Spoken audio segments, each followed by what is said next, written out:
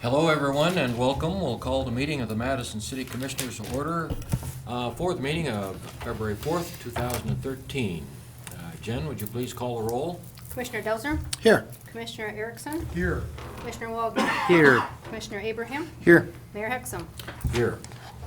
Yeah, the minutes of the January 28th meeting is a part of your record. Are there any changes or corrections to the minutes of the last meeting? I'll make a motion to approve the minutes of January 28th. Second. Motion is made and seconded that we approve the minutes of the January 28th meeting as prepared. Any questions or speaking? Hearing none, all in favor of the motion, please say aye. Aye. Opposed, no. Motion is carried. You have the agenda for this meeting before you. Are there any changes to the agenda? Make a If- motion. If I can add a couple announcements, please.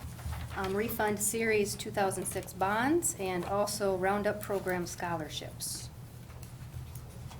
Okay, Jen, for a couple of announcements. Anything else? Make a motion to approve the agenda as amended. Second. Motion is made and seconded to approve the agenda as amended. Any questions or speaking? Hearing none, all in favor of the motion, please say aye. Aye. Opposed, no. Motion is carried.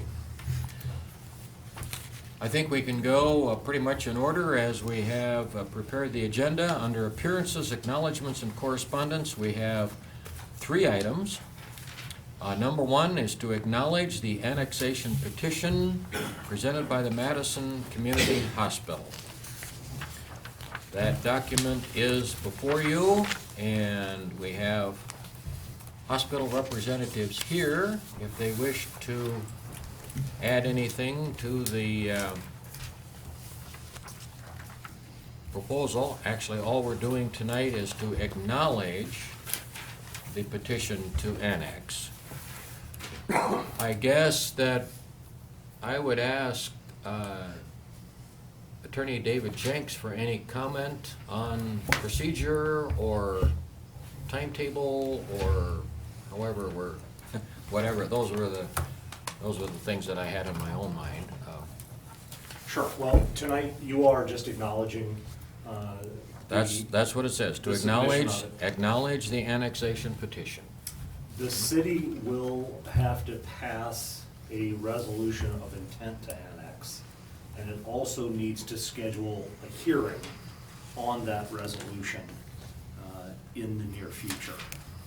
Those are the 2 statutory requirements that the city will have to fulfill when considering whether to ultimately annex the properties that have been petitioned to do so.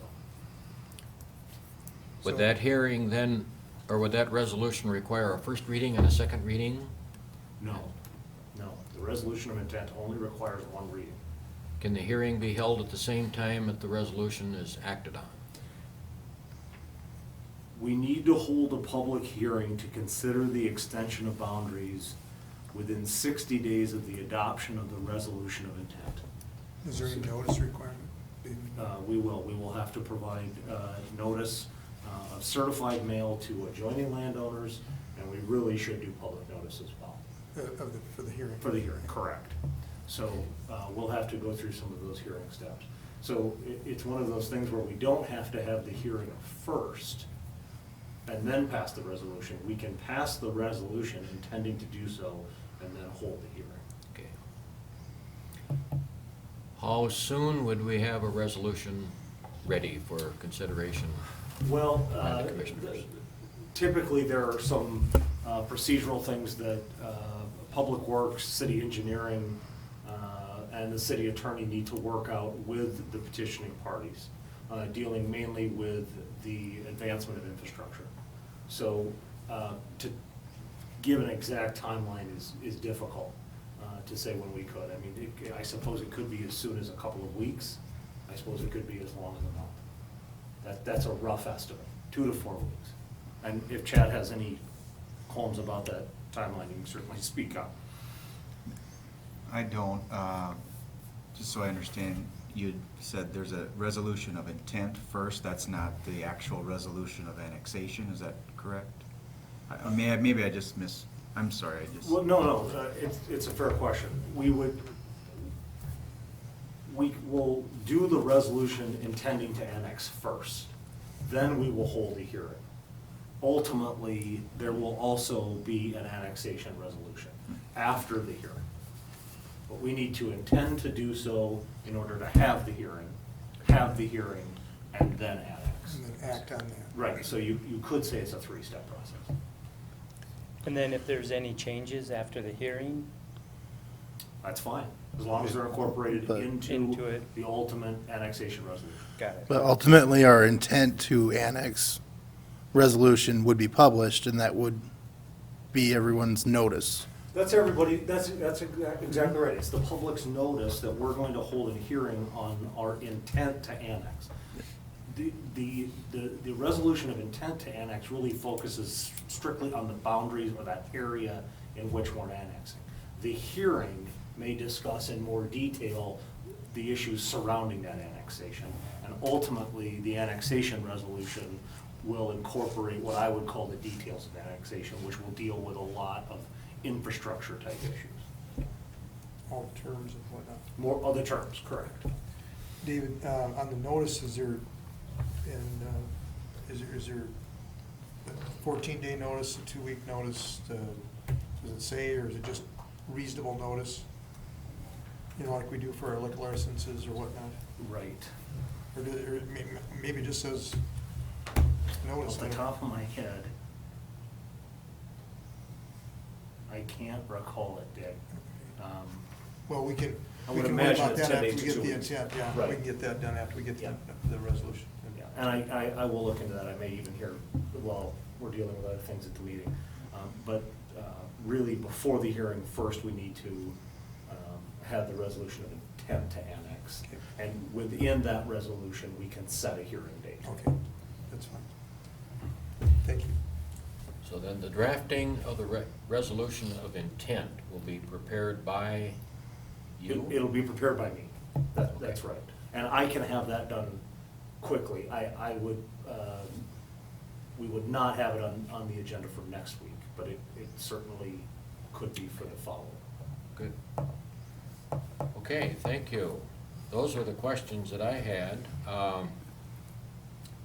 Commissioners, other issues, or I would invite Tammy, any questions or concerns that beyond what we've talked about here so far?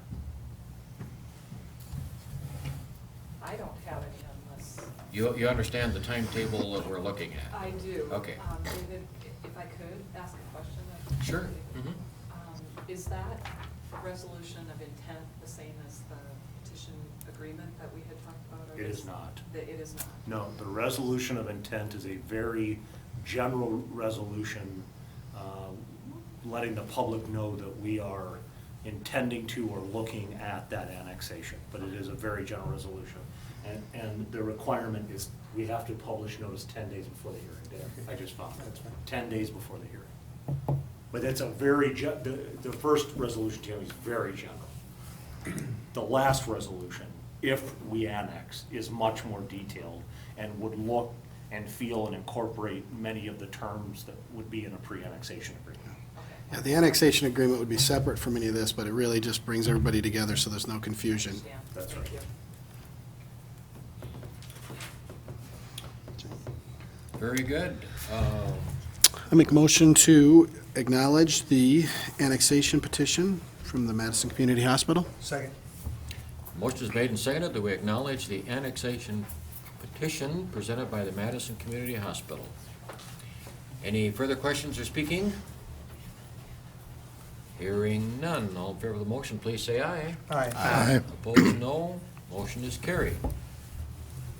Thank you. Under appearances, acknowledgements, and correspondence, number 2, acknowledge annexation petition from the Schultz Family LLC. And again, I Once would, again, David? the process is exactly the same. It's a voluntary annexation petition. Will follow the exact same, what I'll call 3-step process that I just outlined. They'll go roughly at the same time, maybe not identically, but very close. We'll try to, I think our goal is to try to keep them on the same track through that 3-step process. Right, and this is a property that is adjoining the Madison Community Hospital annexation request, like across the street or something like that. Yeah, it'd be On the west side, too. on the west side of the hospital, Yeah, Union Yeah. has its extended. and east of the Cemetery. St. Thomas Cemetery. Yes. Okay. That's the general area we're talking about. Yeah. Okay, are there any other comments or questions regarding the Schultz Family LLC annexation petition? At that point, I would make a motion then to acknowledge the annexation petition for the Schultz Family LLC. I'll second that. Motion is made and seconded that we acknowledge the annexation petition presented by the Schultz Family LLC. Any further questions or speaking?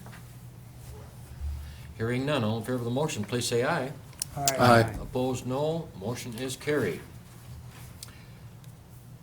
Very good, thank you. Number 3, under appearances, acknowledgements, and correspondence, we have the Local Emergency Planning Subcommittee. This is the flooding mitigation report entitled Recommendations to Elected Officials. We have several representatives of that subcommittee here present.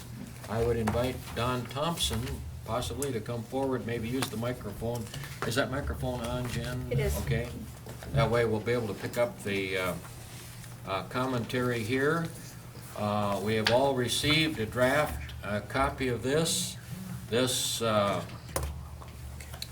Local Emergency Planning, LEPC for short, subcommittee grew out of the flooding conditions of last spring and May.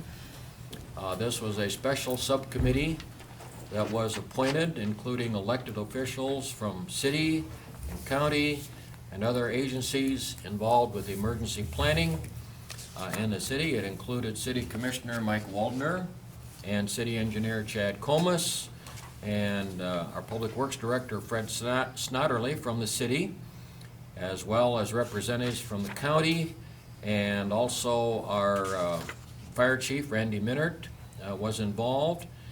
And with that, an introduction, these are recommendations in quite an extensive document, but I would invite you to maybe hopefully summarize. I think quite a few of us have had a chance to kind of glance over, but summarize, and then we'll open up for questions or comments. Don, thank you very much, and also everyone for coming. Appreciate it very much. This is First, what I want to do is say is the subcommittee that actually worked on this, put in quite a few hours and lots of research and stuff like that, so they actually did a lot for this project, so it was actually something that we're hoping that's really going to be beneficial for the city as well as the county as a whole for all the projects and stuff that we actually came up with. As you can see on the document, it's kind of laid out in a pretty structured format type deal there. And what we were trying to do is kind of get a little bit on the summary of the history of the area and stuff like that. Just kind of give everybody a general idea of what kind of problems we actually have, how far back they went and everything up at that point. We've also kind of broke it down into where we got the primary, secondary, and additional considerations that the cities and the counties need to really look at for ongoing type projects and community or county level projects or joint effort type effort that are things that we'll have to work on. We also went into some warning systems, public education part, what better ways to try to get the information out to the general public for just either education or warning devices or just general technology type things that we can work with.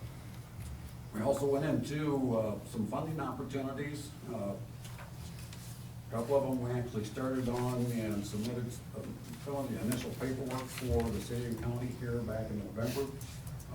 That would be like for the Silver Jacket program and the Corps of Engineer programs, and they've got what they call the Section 22 and the 206 type programs, and the flyers are kind of in the back of the publication that we provided.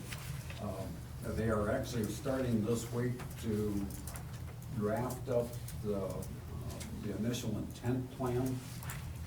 I've heard from the Corps this morning, and that's pretty much where they're sitting at this point. They've been delayed a little bit because of numerous different things going on for them, but they plan on working on that this week so that they can actually start letting us know to some extent where, if they're gonna be able to help out our area. Towards the back end of the document, you'll find a consolidated listing of all the projects, a total of 53 different items. Those are basically a consolidated list of everything that was brought up through the general meetings that we had with the public and within the committee, and anything else that we were able to draw any kind of information from for possibilities of things that we needed to look at. We kind of screened them down a little bit to where they were a little bit more understandable type things, so we tried to make it as simple as we could on that part. Some of our primary concerns that we actually ran into is basically the water flow. Obviously, the biggest concern for the city of Madison comes in from the north. The biggest thing we have to do is really look at how we can actually slow the water down by coming into this area.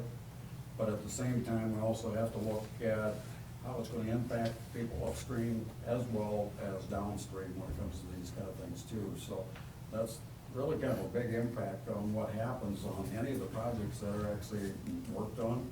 Whatever we do in one spot, it's going to affect somebody upstream or downstream, one way or the other. So we have to really get some engineers that can come in here and really do some real good studying for us to find out just what kind of an impact it's going to have on us.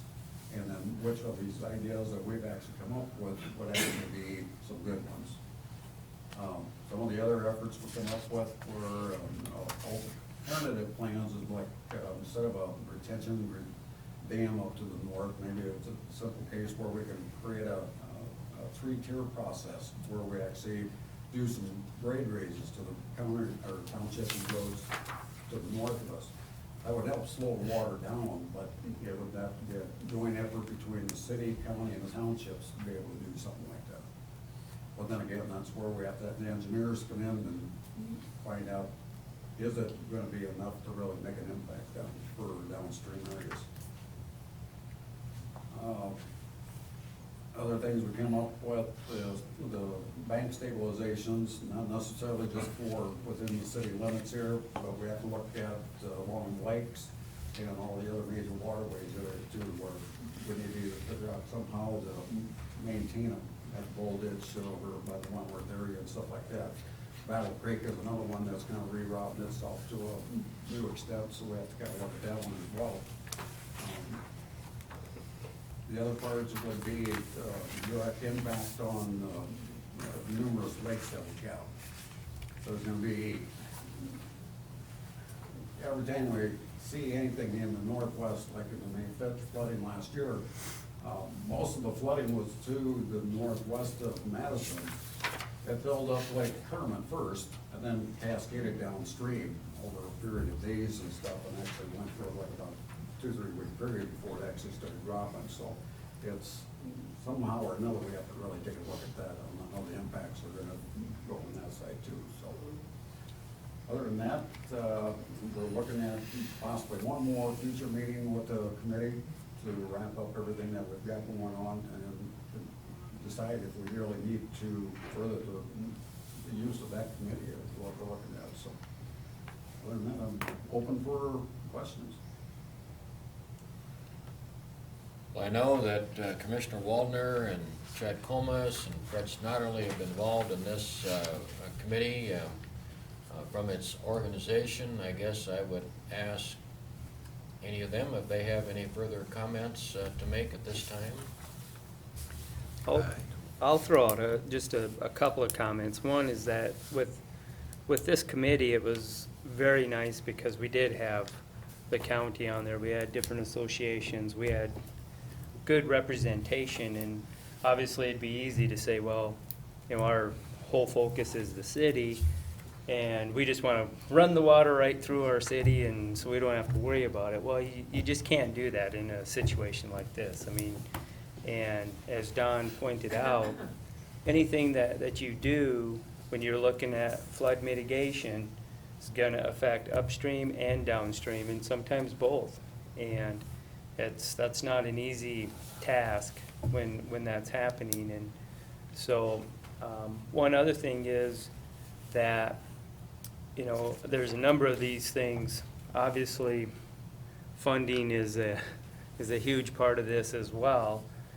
However, we have been, Fred's group has been doing some creek cleaning and you know, we've been able to do a few things already. And there's a lot more work that needs to be done, and we at least got everybody at the table, and that I think is a huge benefit to us. Don, I was interested in the recommendation at the bottom of page 6, item number 3 there on funding options recommendations, Banner Engineering Study. At this time, you state the city and county should plan to budget for a comprehensive study update to the 1995 Banner study beginning in 2014. This would be required if the Corps of Engineers and Silver Jackets program are not able to provide the assistance needed to mitigate flooding. The current Banner study needs to be updated to be able to obtain a more comprehensive idea of the effects of any recommendations as well as the effects of the completed projects from the original study.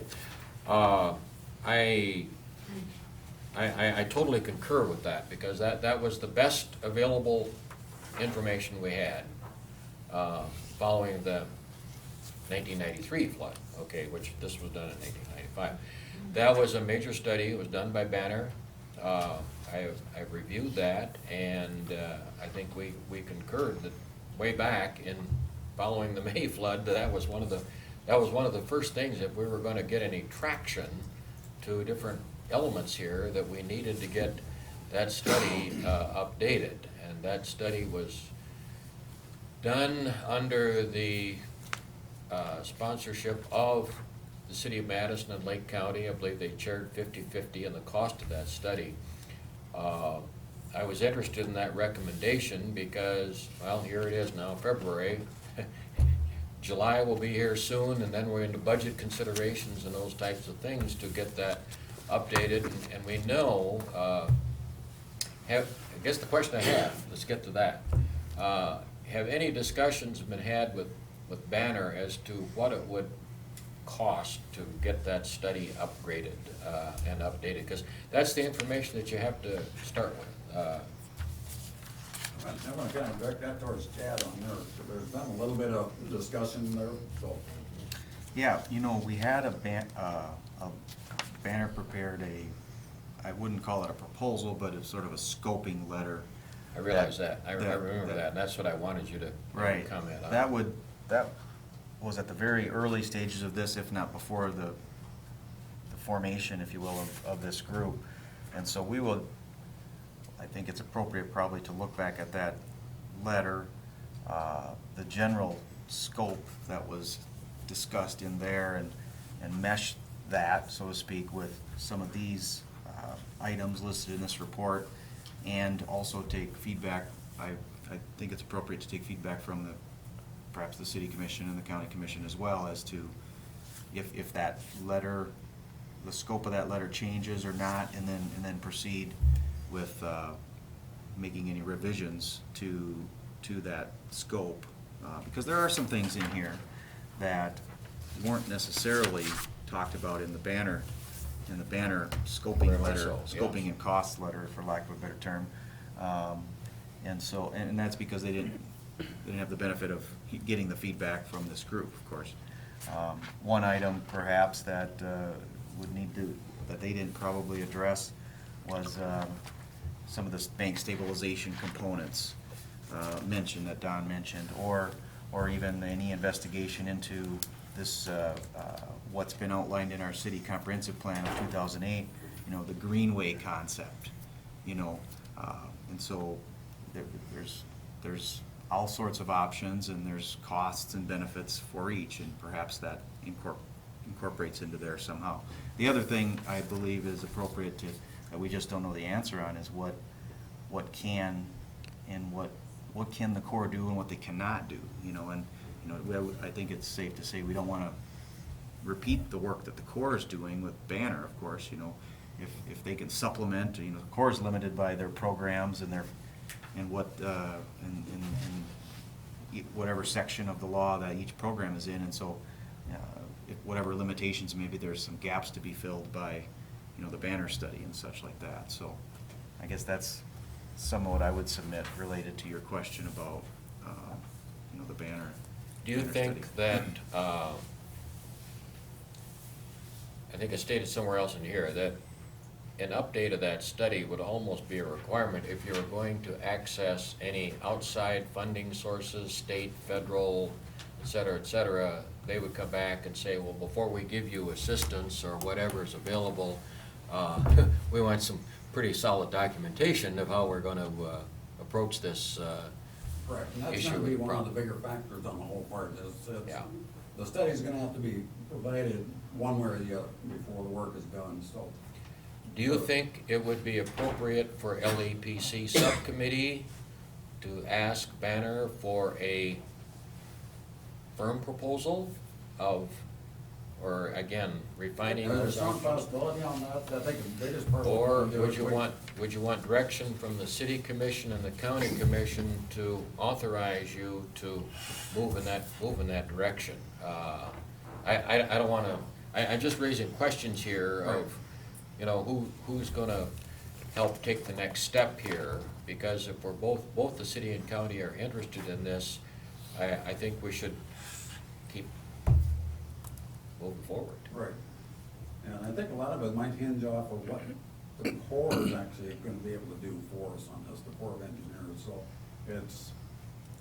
If we I can would hate get, to turn around and start trying to get Banner working in there on something like that, when they're not sure what the Corps is gonna be able to do, or if the two are gonna be able to augment each other or not, so. Mhm. It's, if we can get the Silver Jackets program in the Corps to fund the majority of what the Banner study would come up with, then that's obviously the route that we would want to take, and so, it kind of sounds like we're in a little bit of a holding pattern until we know exactly what the Corps is able to offer us, but now, having said that, I also think, and this will be my budget pitch for you three up here, you know, we do need to keep budgeting monies because, like we all mentioned, July's coming and it will flood again.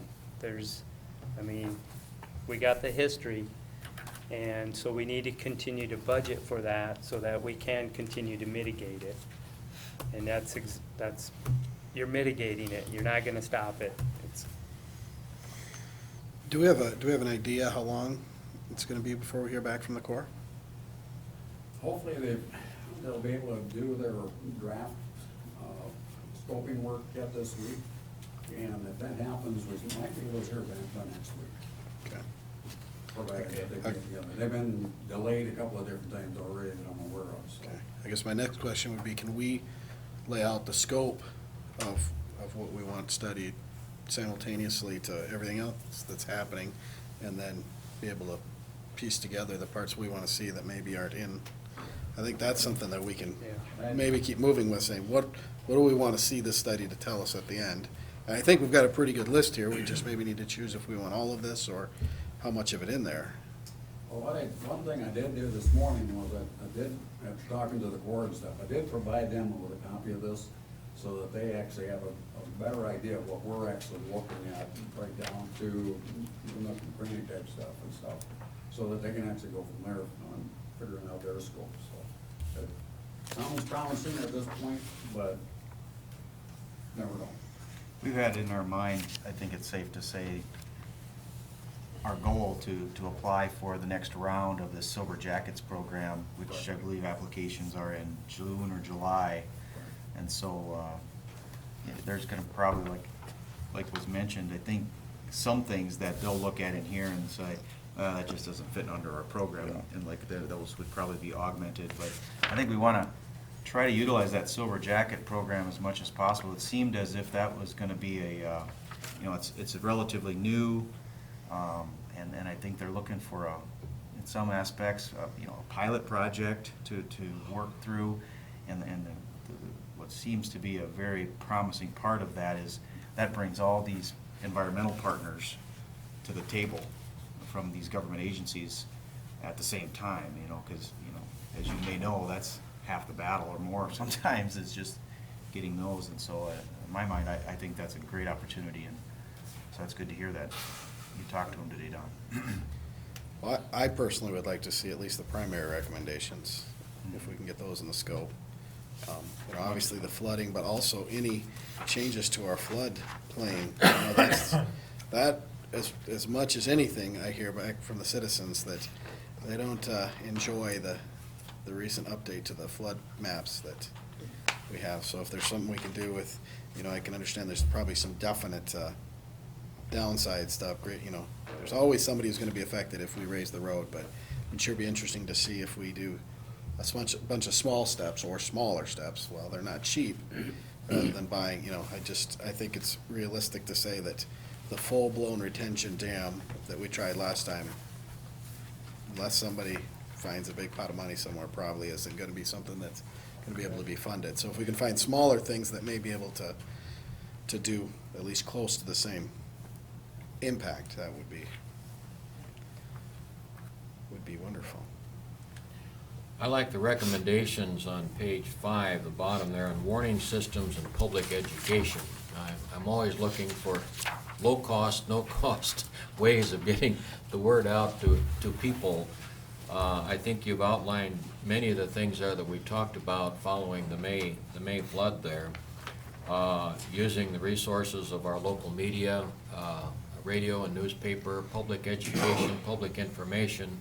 I don't know if we have the financial resources for a large public relations campaign as such, but using what we have available to us, I don't know if Jen's got any money budgeted for these types of things. Oh, she's shaking her head no. But you've outlined some really, really important things, and I think we saw that in this room following the May flood. I mean, people just were frustrated that, I wish we'd have known, you know, how can I get more information, quicker information, better information, or whatever. And a lot of it, of course, comes back to personal responsibility and personal awareness of what the weather forecasts are, and you do a terrific job of putting out your weather advisories. I see those all the time, but could we maybe discuss with LEPC at your coming meeting some of the things that we do? I think that our local media would cooperate with us in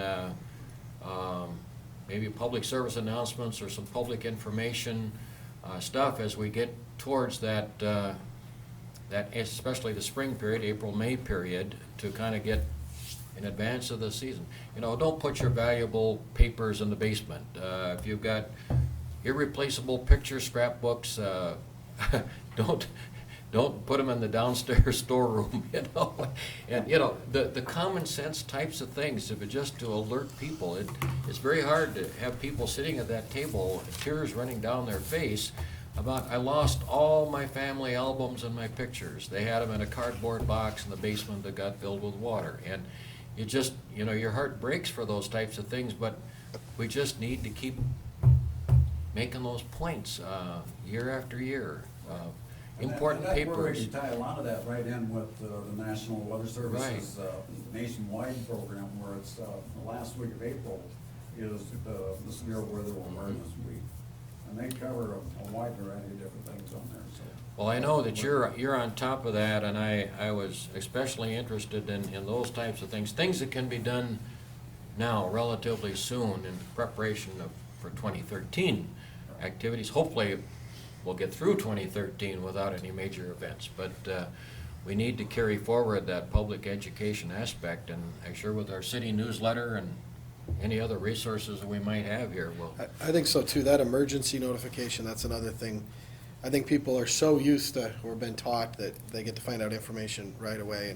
And the events that have happened in the last year and a half, I think, you know, these little things like Twitter and Facebook and small, we don't have to give out a lot of information, but, you know, with the recent shootings and some things, the public was starving for information just to calm their, not that we could tell them what was happening, but leave your lights on, leave your lights off, you know, don't go out.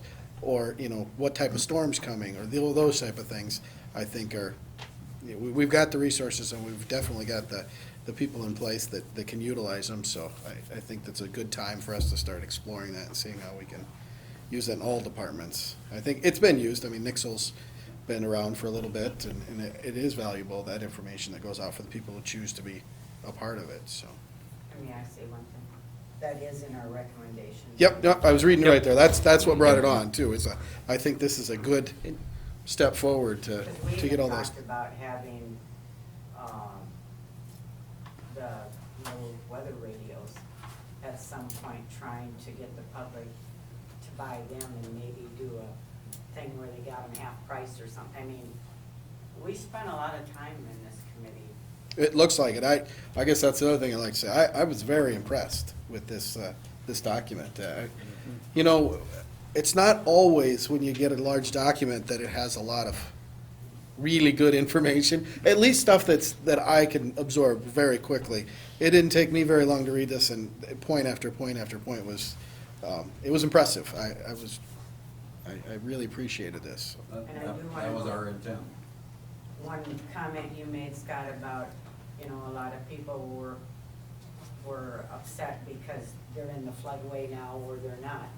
Well, Chad and I know FEMA came in and did that Yes. to us, so I. No, I make that very clear nobody locally wanted that, actually, while we understood why, Yeah. it isn't a local decision, so. Right.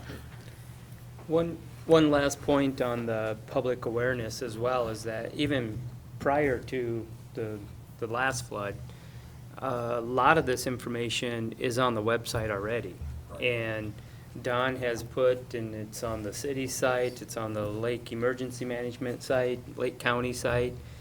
A lot of that information is there, multiple links and information for the public to gather up. And yeah, we just need to continue to push and inform the public. Yeah, But the listen. one thing I think the public needs to remember is, it's always their decision at the end. No matter how much information we put out, how much we can spend in studies. Now, we can put up some retention dams and things, but at the end of the day, you have to watch the weather. If it starts raining, you gotta be aware. So, if they don't do that, all this will be for naught, I guess. Especially if you live in the floodplains. Exactly. That's all there is to it. There are others in the room here that were on the committee. I would invite anyone who has a question or comment. We'll take just a few more minutes. I appreciate you all coming. I guess the county commissioners are going to hear a little bit more about this tomorrow, too. It'd be interesting to hear what they have to say. Any others have a comment? Mr. Swiden? Well, yeah, being new to the community, I thought this was a excellent history with a very excellent report that congratulated you on that. I say new, but I've been around for quite a few years, but never really tuned into it like it is now as president of the Lake Madison Development Association. But from our perspective, the July 3rd in '93, and probably the 2012 events were, you know, serious events, of course, along the lake, caused the most damage. And the report summarized, I believe, 15 events in the past 30 years, you picked out. That's like one every 2 years. Well, we should be preparing for a major event in that case. And I think several drainage, other studies are also detailed, in particular the Banner study, which has been mentioned. I really think that should be updated as well. There are several primary, secondary recommendations in the report. Obviously, there's dollars attached to them. Lake Madison Development Interest is in the downstream results, some action that the city might take for the county that could result in flooding at or lakefront erosion, let's say, in Madison, Herman, Brown, Grant Lake. So the recommendations, though, were well done, and they did address the downstream problems you report. And compliments you.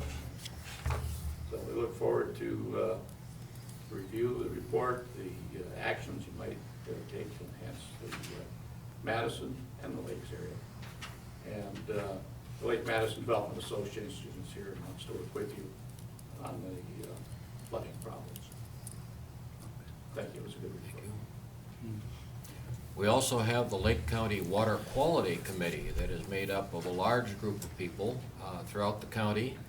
And they also have an interest in many aspects of flooding, water quality, flood mitigation, et cetera, et cetera, et cetera. So that group meets monthly, and I've been meeting with that group, and I think they also have an interest in the content of this report. So I want to compliment Don and all the committee. There were a lot of people in this room following the May flood. Don and I kind of co-chaired the public meeting at the 4-H grounds in May, and a lot of people expressed their views, about 70, 80 people at that meeting and I think we promised them, as on behalf of the city and county, we would not let this fall off the table. We were very serious about getting this, get some priority to this type of business, and I hope that we can continue forward with that. And I guess if there are no other questions or comments, Jan Nicolay is here. Jan? Jan Nicolay, Brant Lake Improvement Association, and also a member of the Water Quality Committee. I wanted to publicly thank the mayor for attending the Water Quality Committee meetings. It's been really good to have his information, you know, from the city perspective. The other thing I'd like to say is we were not members of the committee, Mr. Swine and I, but we were made to feel very welcome to participate and give input, and they did listen to us and include, you know, some of our thoughts and recommendations, and that doesn't happen very often. So I think they need to be complimented, you know, in that respect for how inclusive they were, and then, of course, listening and including some of our thoughts in that report. That was really very helpful, and the Brant Lake Improvement Association is more than willing to step up and whatever we can do to help and participate in the process in the future too. So again, thanks to everybody on the Appreciate committee that. and to the mayor for coming to our meetings every month. Hope the new mayor will do the same thing. And John Mauersetter is here from the county. He is, your title, John, environmental specialist? Environmental. Sure. It's environmental something. Yeah. Okay. Well, anyway, John has been on the job now for, well, what, 6, 8 months? John, he's a very important resource to the Lake County Water Quality Committee and to the county, as well as for us here in the city of Madison.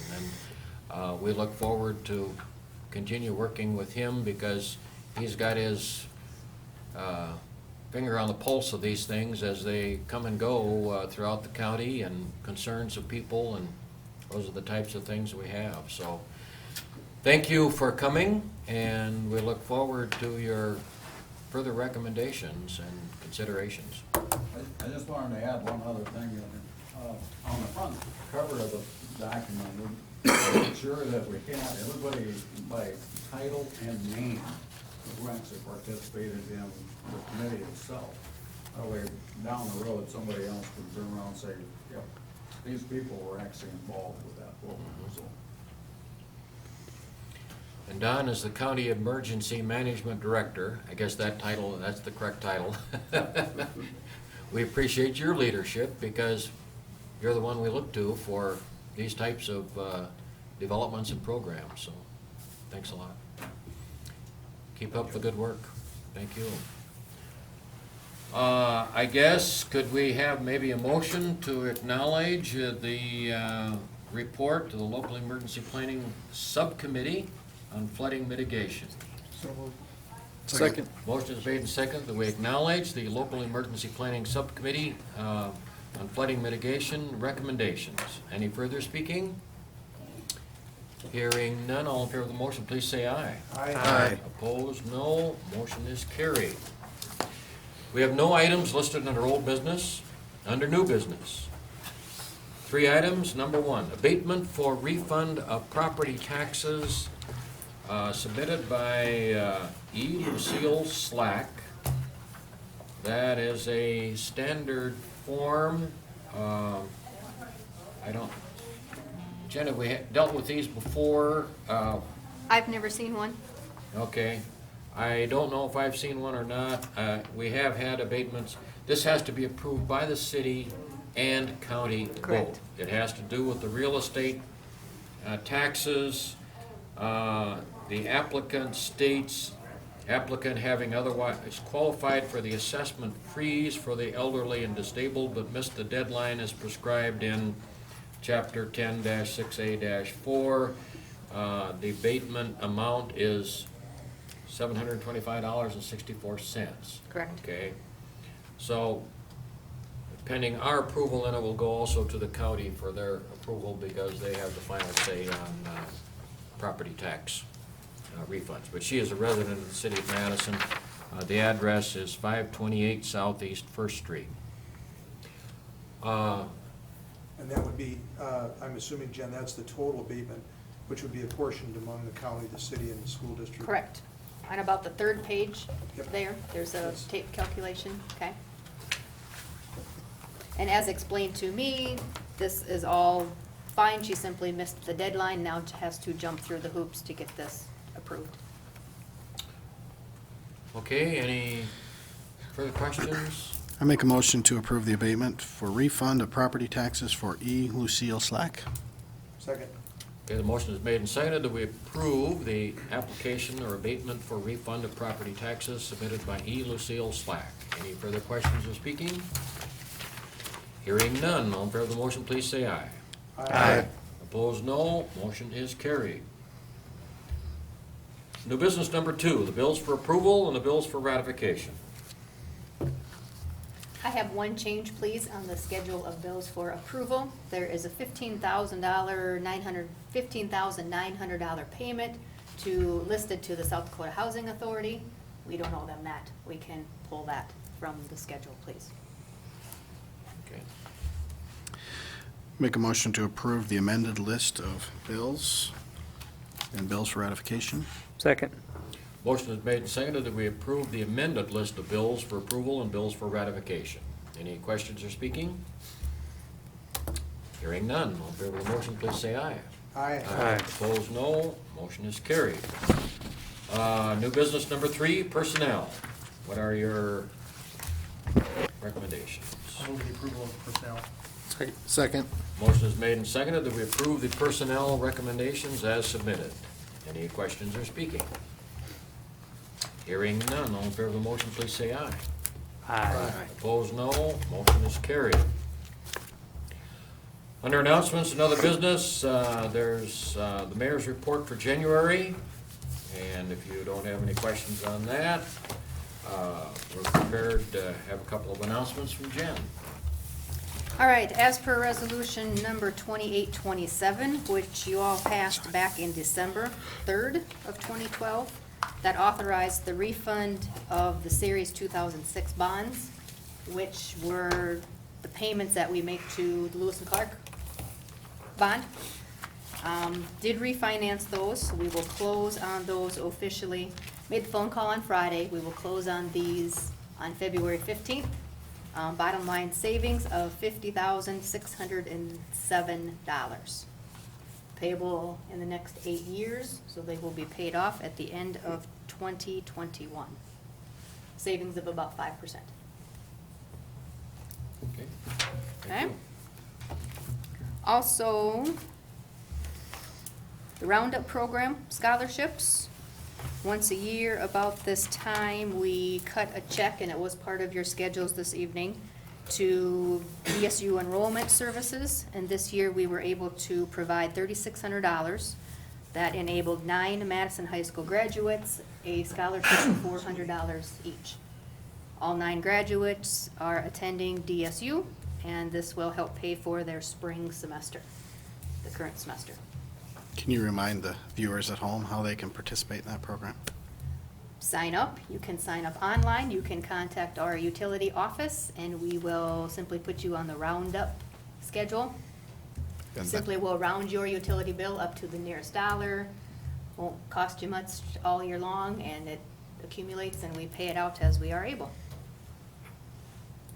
And the maximum that anyone can contribute with the Roundup program would be $11.99 a 99 year. cents times, right. Year.